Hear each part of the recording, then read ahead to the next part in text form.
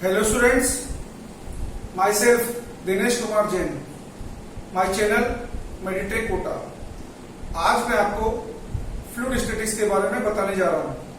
Fluid क्या चीज है? Any substance that has fluidity to flow. Fluids में लिक्विड भी आएंगे, गैस भी आएंगे, लेकिन यहाँ पे हम स्टडी किसकी करेंगे? लिक्विड्स की स्टडी करेंगे। सबसे पहले क्या है कि यहाँ पे आपको बात बताते हैं डेंसिटी के बारे में, प्रेशर के बारे में, Pascal's law and Archimedes principle के बारे में। तो देखिए, पहले आपको क्या है कि बात बता रहे हैं थोड़ी डेंसिटी के बारे में। डेंसिटी के बारे में बता रहा हूँ, डेंसिटी ऑफ सॉलिड के बारे में। सॉलिड होलो भी हो सकता है और आपका क्या है कि सॉलिड पीस भी हो सकता है। तो देखिए, density of substance and density of solid में क्या रिलेशन होगा। वैसे सॉलिड की स्टडी हमको फ्लूइड में करनी नहीं है, जस्ट आपको क्या है कि एक अंडरस्टैंडिंग पॉइंट ऑफ व्यू से बता रहा हूँ।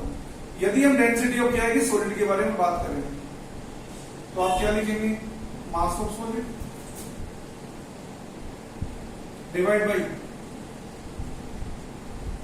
वॉल्यूम ऑफ सॉलिड लिखेंगे। ये हमारा एक्सप्रेशन है सॉलिड ऑब्जेक्ट के लिए। अगर हम डेंसिटी ऑफ क्या है कि सॉलिड की जगह बात करें डेंसिटी ऑफ सब्सटेंस के बारे में, तो हम क्या लिख सकते हैं? मास of substance divide by volume of substance लिख सकते हैं। यदि कोई हमसे पूछे कि इन दोनों में क्या डिफरेंस है, क्या जनरल रिलेशन हो सकता है, तो देखिए ये क्या है कि सॉलिड ऑब्जेक्ट क्या है कि होलो भी हो सकता है। जैसे पेन देख रहे हैं आप, हमारी ह्यूमन बॉडी देख रहे हैं, इस पेन के अंदर क्या है? रिफिल डली हुई है। रिफिल क्या है? अंदर से क्या है कि रिफिल, पेन के बीच का पोर्शन क्या है? होलो पोर्शन है। तो मास of substance and mass of solid दोनों तो सेम रहेगा, लेकिन यदि ऑब्जेक्ट होलो होगा तो volume of substance volume of solid से कम होगा। तो आपको क्या रिलेशन देखने को मिल रहा है? अगर कंप्लीट सॉलिड होगा तो कंप्लीट सॉलिड होगा तो volume of solid and volume of substance same रहेगा।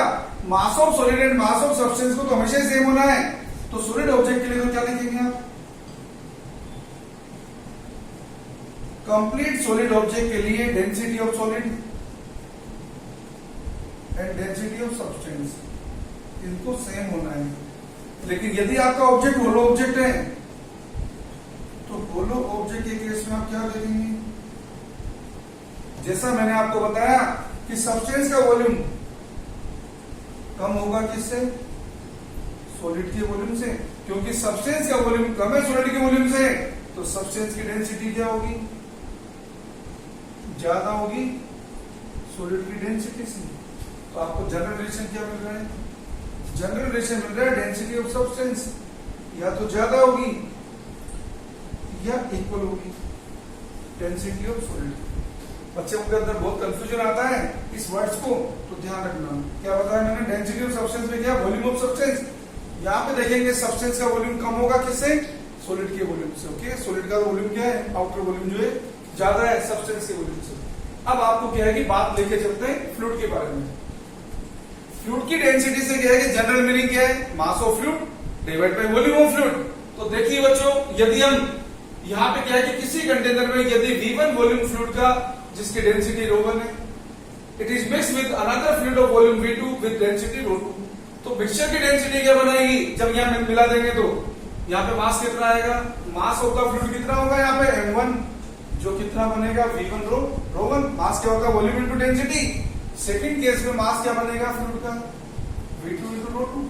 तो मिक्सचर की डेंसिटी क्या होगी? Mass of fluid divide by volume of fluid. So V1 ρ1 plus V2 ρ2 upon V1 plus V2।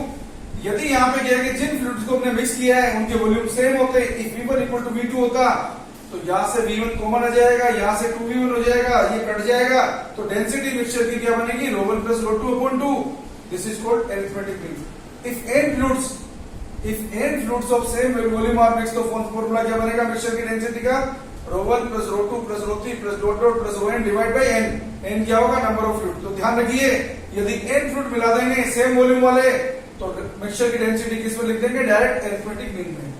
अब आपको क्या है कि नया केस बता रहा हूँ। वॉल्यूम डेंसिटी देने की जगह यदि फ्लूइड में हमको मास और डेंसिटी दिया हो, एक फ्लूइड ऐसा है जिसका मास m1 है, डेंसिटी ρ1 है, another fluid is having mass m2 and density ρ2.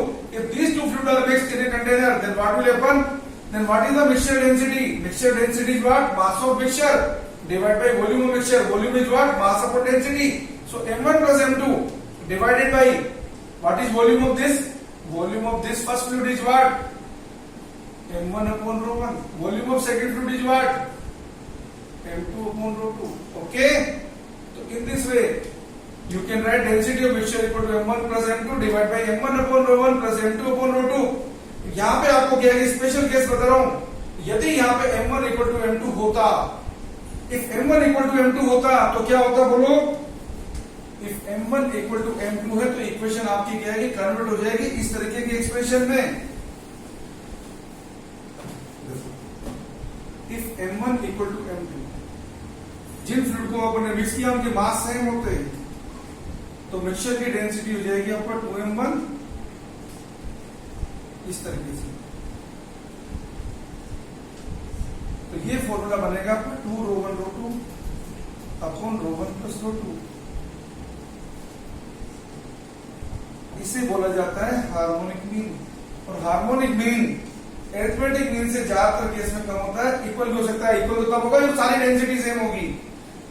तो आपके पास अगर एक फ्लूइड मिलाया जिनके मास सेम होंगे तो मिक्सचर की डेंसिटी आप कैसे निकालोगे, अगर मास सेम है तो इससे निकालोगे।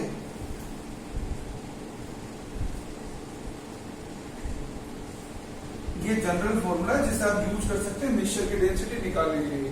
ये कौन सा है, मिक्सचर की density, masses of the fluid mix are same, then the mixture density will be harmonic mean. Okay, and remember harmonic mean remains lesser than arithmetic mean. Equal तो तब होगा जब क्या है कि सबकी डेंसिटी सेम होगी, तभी जाके इक्वल होगा, वरना तो हार्मोनिक मीन क्या आएगा, एरिथमेटिक मीन से कम आएगा। मैथ्स के जो बच्चे होते हैं वो तो ये जानते ही अच्छी तरह। जो मेडिकल के बच्चे होते हैं उनको थोड़ी सी प्रॉब्लम होती है, तो वो प्रॉब्लम अब सोल्व हो गई। तो याद रखिए हार्मोनिक मीन एरिथमेटिक मीन से कम होता है। नॉर्मली इक्वल कब होगा, स्पेशल केस में जब सारी डेंसिटी सेम होगी तब जाके इक्वल बनेगा। अब आपने देखा यहाँ पे डेंसिटी के बारे में। अब यहाँ पे आपको बात बता रहे हैं फ्लूइड के प्रेशर के बारे में। फ्लूइड का प्रेशर कैसे निकालेंगे, देखो प्रेशर निकालने का सीधा सिंपल कंसेप्ट क्या है, प्रेशर क्या होता है, फोर्स अपॉन एरिया। ये कोई कंटेनर है, इस कंटेनर का मान लीजिए बेस का सरफेस एरिया एस है, इसका बेस का सरफेस एरिया कितना एस, और इस कंटेनर में जो फ्लूइड भरा हुआ है उस फ्लूइड की हाइट एच है, और यहाँ पे जो फ्लूइड है इसकी डेंसिटी रो है। तो आप देख सकते हैं यहाँ पे क्या है कि फ्लूइड का जो मास भरा हुआ है, ये मास कितना है, वॉल्यूम इंटू डेंसिटी। वॉल्यूम कितना होगा, एस इंटू एच, ये तो फ्लूइड का मास है। इस मास की वजह से क्या है कि सरफेस पे यदि फ्लूइड रेस्ट में है तो इक्विलिब्रियम भी होगा यहाँ पर। तो यहाँ पे क्या है कि इसका कितना फोर्स लगा हुआ है, ये फोर्स लगा हुआ है mg। mg कितना हो गया, एस एच रो इंटू जी। ये यहाँ पे क्या है कि बॉटम सरफेस पे लगने वाला फोर्स है, जिसको कौन बैलेंस कर रहा है, जिसको बॉटम से लगने वाली नॉर्मल रिएक्शन बैलेंस कर रही है। जिसको कौन बैलेंस कर रहा है, बॉटम से लगने वाली नॉर्मल रिएक्शन बैलेंस कर रही है। तो यहाँ पे क्या है कि बॉटम सरफेस पे प्रेशर कितना होगा, प्रेशर होगा फोर्स अपॉन एरिया। फोर्स कितना है यहाँ पे, एस एच रो जी। एरिया कितना था यहाँ पे एस, तो प्रेशर कितना आ गया यहाँ पे एच रो जी। यदि आप एटमॉस्फेरिक प्रेशर को भी इंक्लूड कर दें तो आपके पास प्रेशर हो जाएगा, ये टोटल प्रेशर है। कहां पर है, ये बॉटम पे लगने वाला टोटल प्रेशर है। और P माइनस पी नोट करते हैं, total pressure minus Acro pressure करते हैं, इसको बोला जाता है गेज प्रेशर, जिसको मैनोमीटर मेजर करता है। ये कितना है, एच रो जी। तो डियर स्टूडेंट, ये बात आपको समझ में आ गई है कि किसी भी फ्लूइड में किसी भी डेप्थ एच पर जब आप प्रेशर निकालते हैं तो प्रेशर का क्या है कि एक्सप्रेशन क्या है यहाँ पे, गेज प्रेशर का। गेज प्रेशर आपके पास आ रहा है एच रो जी, ये आपके पास गेज प्रेशर है। तो आप क्या देख रहे हैं, ये जो गेज प्रेशर की वैल्यू है ये किस बात पर डिपेंड कर रही है, आप देख रहे हैं गेज प्रेशर की वैल्यू यहाँ पे 3 बात पर डिपेंड कर रही है। ये फंक्शन है, फंक्शन कौन सा डिपेंड कर रही है, किस बात पर, एक तो क्या है कि फ्लूइड की हाइट पर, एक किस पे कर रही है, डेंसिटी ऑफ फ्लूइड पर, एक किस पे कर रही है, एक्सेलरेशन ड्यू टू ग्रेविटी पर। याद रखना डेंसिटी हमेशा इफेक्टिव डेंसिटी होगी, जी भी यहाँ पे effective acceleration due to gravity होगा। ओके, अब क्या है कि ये बड़ी इंपॉर्टेंट चीज है, इसको क्या है कि आप अच्छी तरह समझ लीजिए। हमने देखा कि फ्लूइड के अंदर एच डेप्थ नीचे, सरफेस से एच डेप्थ नीचे प्रेशर हमारा कितना आ रहा है, गेज प्रेशर की बात कर रहे हैं, कितना आ रहा है, एच रो जी। तो प्रेशर यहाँ पे क्या है कि 3 बात पर डिपेंड कर रहा है, हाइट पर, डेप्थ पर और एक्सेलरेशन ड्यू टू ग्रेविटी पर। ये किस बात पर डिपेंड नहीं करता, आप देखिए आप ये बात जानते हैं यदि फ्लूइड रेस्ट पोजीशन में होगा, अगर फ्लूइड रेस्ट पोजीशन में होगा, फ्लूइड इक्विलिब्रियम होगा, तो इक्विलिब्रियम की कंडीशन क्या होती है? इक्विलिब्रियम की कंडीशन होती है कि वहां पे क्या है कि फोर्स जीरो होना चाहिए, हर डायरेक्शन में फोर्स जीरो होना चाहिए। तो अगर हर डायरेक्शन में फोर्स जीरो होगा तो क्या है कि हॉरिजॉन्टल फोर्स भी जीरो होना चाहिए, हॉरिजॉन्टल फोर्स का वेक्टर सम भी जीरो होना चाहिए और सारे वर्टिकल फोर्स का वेक्टर सम भी जीरो होना चाहिए। तो यहां पे देखिए ये आपको क्या है कि कुछ सेक्शंस बता रहा हूं। एक सेक्शन तो ऐसा है, एक सेक्शन सपोज ऐसा है, एक सेक्शन सपोज ऐसा है, एक सेक्शन सपोज ऐसा है। ये डिफरेंट वैरायटी की क्या है कि ट्यूब्स हैं जिनको हमने क्या है कि कनेक्ट कर दिया आपस में।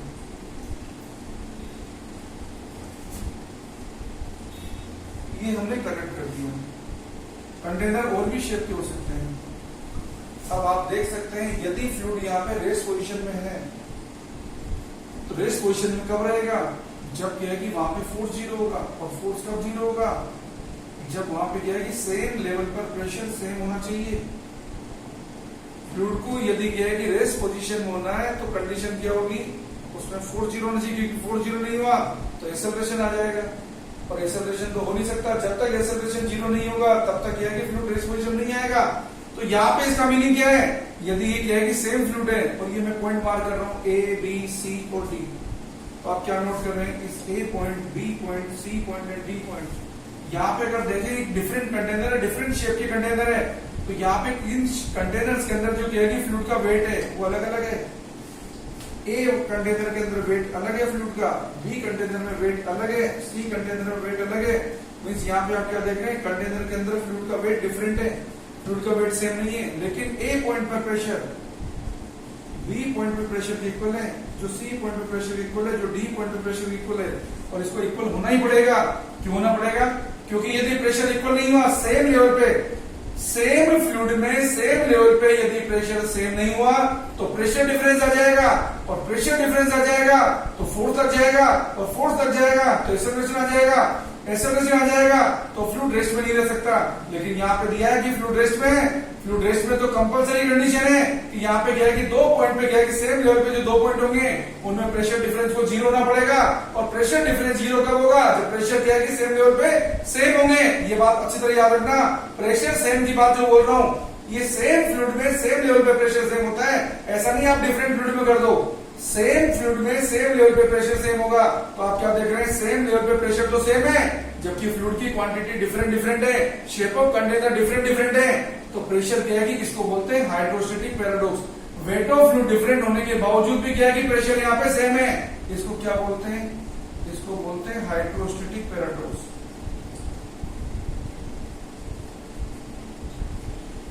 तो बच्चों ये बात याद रखिए कि प्रेशर किस बात पर डिपेंड नहीं करता। आप अच्छी तरह समझ गए कि फ्लूइड का pressure shape and size of container पे डिपेंड नहीं कर रहा है।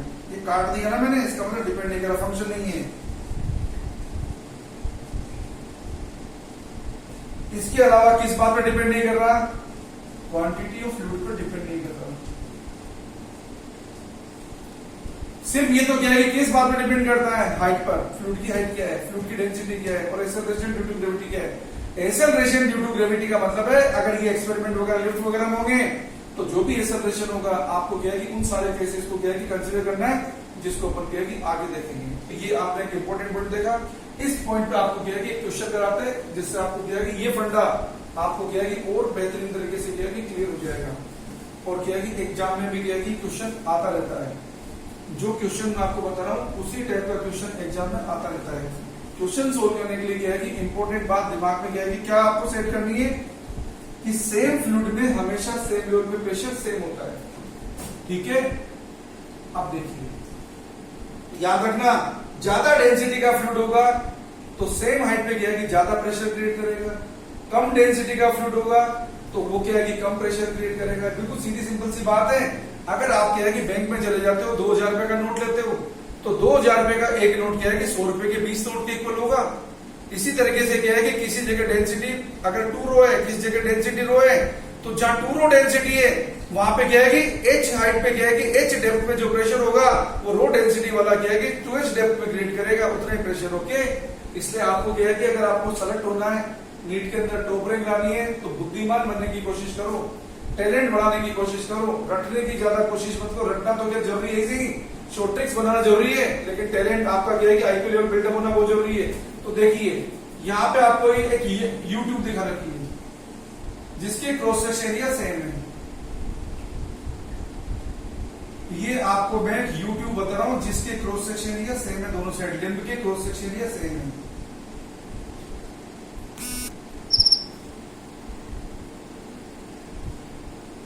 इस यूट्यूब के अंदर हमने यहां पे मरकरी भर रखी है,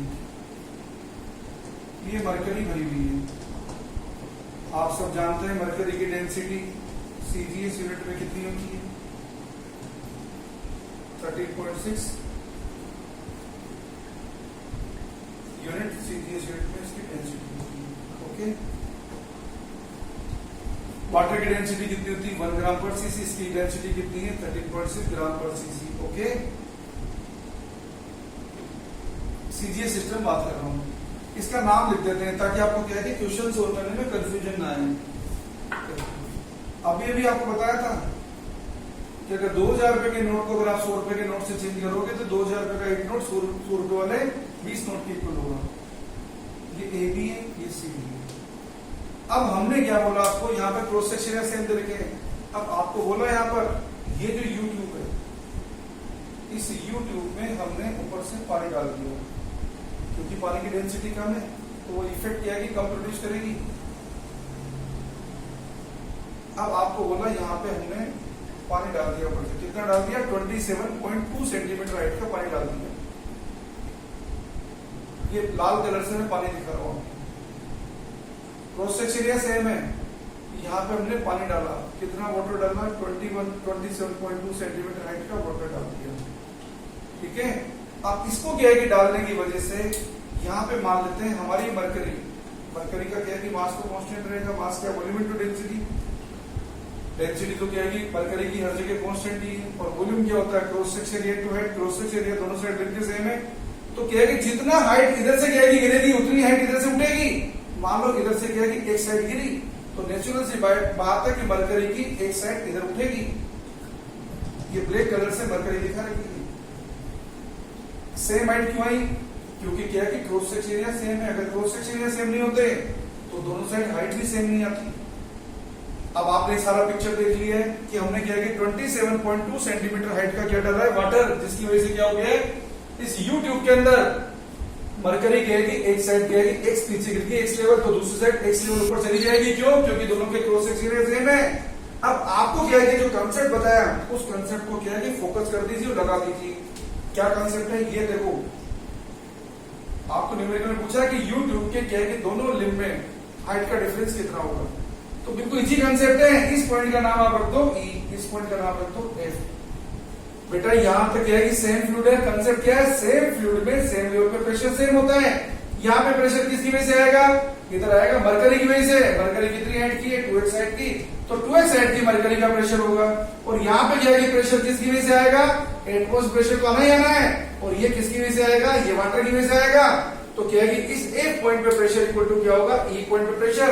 इक्वेशन लिख दीजिए और क्वेश्चन सोल्व हो जाएगा। एक पॉइंट पे प्रेशर इक्वल टू क्या हो गया, ई पॉइंट पे प्रेशर।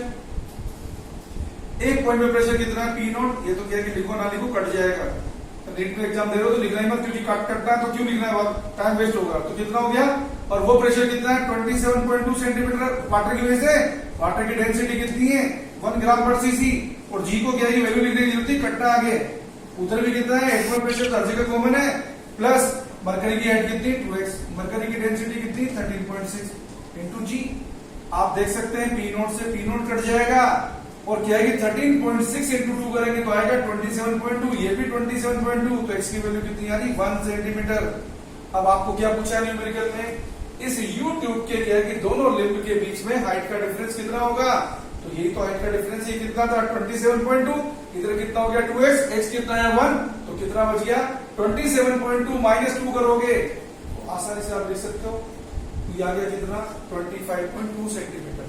तो यूट्यूब के अंदर क्या है कि दोनों लिंब के अंदर हाइट का डिफरेंस कितना है 25.2 centimetre. This is the answer. तो इस तरीके से क्या है कि कोई भी क्वेश्चन हो, 2 फ्लूइड मिलाओ 10 फ्लूइड मिलाओ, कोई टेंशन नहीं है, इस तरीके से सोल्व कर देना। लेकिन ध्यान क्या रखना, ये जरूर देख लेना कि लिम्ब के क्या है कि क्रॉस सेक्शन एरिया दोनों साइड सेम है या अलग अलग। ओके, क्योंकि नकल में भी किसकी जरूरत होती है, अकल की। ओके, तो देखते हैं अपन आगे। अब आपको क्या है कि यहाँ पे आर्किमिडीज प्रिंसिपल के बारे में क्या है कि बात बता रहे हैं, जो बहुत इंपॉर्टेंट है। क्वेश्चन आता है तो जब भी आता है तो आर्किमिडीज प्रिंसिपल से आता है। आर्किमिडीज नाम के क्या है कि साइंटिस्ट ने बताया कि जब भी किसी बॉडी को क्या है कि फ्लूइड में डालेंगे तो वो क्या करेगी, जब भी किसी बॉडी को फ्लूइड में डालेंगे तो बॉडी क्या करेगी, अगर फ्लूइड के अंदर जाएगी तो तभी तो जाएगी जब क्या है कि फ्लूइड के किसी वॉल्यूम को हटाएगी। बिना फ्लूइड के वॉल्यूम को हटाए बॉडी फ्लूइड में जा नहीं सकती ना। अरे हमसे कोई बोले कि दीवार में घुस जाओ तो दीवार में कैसे घुस जाएंगे, दीवार में तब घुसेंगे जब दीवार में से क्या है कि दीवार के पार्टिकल को हटाएंगे, वो पॉसिबल नहीं होता। लेकिन क्या है कि फ्लूइड में चीज पॉसिबल है। तो जब किसी बॉडी को हमने क्या है कि फ्लूइड में डाला तो क्या होगा, तो फ्लूइड के क्या है कि सर्टेन वॉल्यूम को डिस्प्लेस करेगी और बॉडी अंदर जाएगी। अब आपको बात बताते हैं कि बॉडी क्या है कि फ्लोट कब करेगी, पार्शियल फ्लोट कब करेगी और क्या है कि सिंक कब हो जाएगी। ये बातें क्या है कि आप देख लीजिए। जनरल कंसेप्ट ये होता है, यदि बॉडी की डेंसिटी फ्लूइड की डेंसिटी से कम होती है, if density of body is less than density of fluid, तब तो बॉडी करती है पार्शियल फ्लोट। अगर डेंसिटी बॉडी की क्या है कि डेंसिटी फ्लूइड के एग्जैक्ट इक्वल होती है तो बॉडी करती है परफेक्ट फ्लोट। मतलब क्या है कि फ्लूइड की सरफेस पे क्या है कि बॉडी का हाइट का लास्ट पोर्शन आ जाएगा। लेकिन अगर बॉडी की डेंसिटी फ्लूइड की डेंसिटी से ज्यादा है तो बॉडी डूब जाएगी, बॉडी सिंक हो जाएगी, फ्लूइड में चली जाएगी। अब बात करते हैं अपथ्रस्ट फोर्स की। अपथ्रस्ट फोर्स किसी वजह से लगता है, इस बॉडी को जब आपने फ्लूइड में डाला है तो आर्किमिडीज नाम के साइंटिस्ट ने बताया कि जब बॉडी को फ्लूइड में डालेंगे तो फ्लूइड के वॉल्यूम को हटाएगी, डिस्प्लेस करेगी। तो जो फ्लूइड का वॉल्यूम डिस्प्लेस होता है उस डिस्प्लेस फ्लूइड की वजह से इस बॉडी के सेंटर मास से नहीं, याद रखना बॉडी के सेंटर मास से नहीं, हमेशा क्या है कि अपथ्रस्ट फोर्स लगता है किसकी वजह से, डिस्प्लेस फ्लूइड की वजह से। तीन बातें इंपॉर्टेंट है जिसको अच्छी तरह याद रखना। हमेशा अपथ्रस्ट फोर्स कहां से लगता है, किसकी वजह से लगता है, अपथ्रस्ट फोर्स लगता है डिस्प्लेस फ्लूइड की वजह से। और कहां से लगता है, डिस्प्लेस फ्लूइड के सेंट्रोमा से लगता है। बॉडी के सेंट्रोमा से नहीं लगेगा, बॉडी का सेंट्रोमास अलग जगह होता है, डिस्प्लेस फ्लूइड का सेंट्रोमास अलग जगह होता है। तो हमेशा क्या है कि कहां से लगता है ये अपथ्रस्ट फोर्स, डिस्प्लेस फ्लूइड के सेंट्रोमास से लगता है और वर्टिकली अपवर्ड डायरेक्शन लगता है। डिस्प्लेस फ्लूइड के सेंट्रोमास से लगता है, वर्टिकली अपवर्ड डायरेक्शन लगता है और डिस्प्लेस और फ्लूइड की वजह से लगता है। ओके, और इस क्या है कि अपथ्रस्ट फोर्स का जो अमाउंट है वो कितना होता है, बिल्कुल सीधा सिंपल है। ये आर्किमिडीज नाम के साइंटिस्ट ने बताया।